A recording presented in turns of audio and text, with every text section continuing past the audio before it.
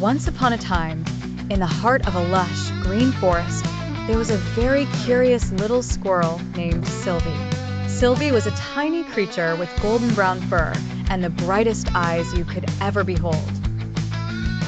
She loved nothing more than to scamper around the forest, exploring and discovering new wonders.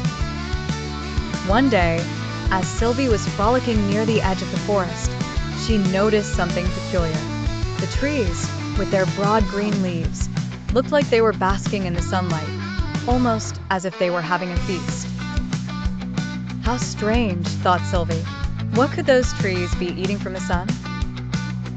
Feeling more curious than ever, Sylvie decided to ask her wise old friend, Professor Owl. She scampered up to his favorite branch in a towering oak tree and chirped, "Professor, why do the trees stretch their leaves out to the sun like that? Are they having lunch?" Professor Owl chuckled softly, his eyes twinkling with knowledge. "Ah, dear Sylvie, what you have observed is called photosynthesis. It's a marvelous process that allows plants to make their own food." Sylvie's eyes sparkled with intrigue. "Photosynthesis? How does that work, Professor?" The wise owl adjusted his spectacles and began to explain. "You see, Sylvie, plants have a special pigment called chlorophyll that makes their leaves green. This pigment is clever, for it captures sunlight. But that's not all.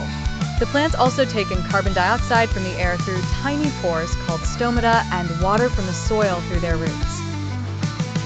Sylvie listened intently, her tiny paws tucked beneath her chin. Professor Owl continued, "When the sunlight combines with the water and carbon dioxide in the leaves, it creates a wonderful reaction. This transforms the raw materials into glucose, a sugary food that gives the plants the energy they need to grow. And as a bonus, they also release oxygen into the air, which is important for us and all living creatures to breathe." "Wow!" exclaimed Sylvie, her eyes wide with wonder.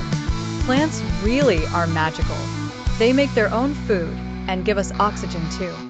"Indeed," agreed Professor Owl, "and that is why our forest is such a thriving paradise." From that day on, little Sylvie looked at the trees with a newfound admiration. She marveled at how they danced joyfully under the sun, hidden chefs and guardians of the forest, quietly performing the miracle of photosynthesis every day. And she felt ever so lucky to call the enchanted forest her home.